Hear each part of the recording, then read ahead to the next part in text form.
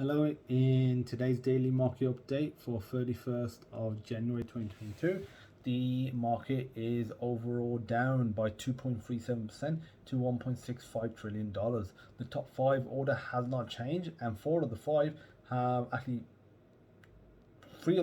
actually increased in value. So the top ones are doing well, the lower ones aren't doing so well. So Bitcoin has increased by 2.19% to $38,489.93.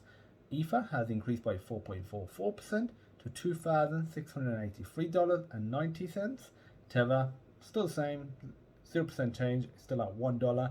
Binance Coin has gone up by 2.18% to $383.74. USD coin is down by 0.01% to $0.9997. And that's your crypto daily market update for 31st of January. See you tomorrow.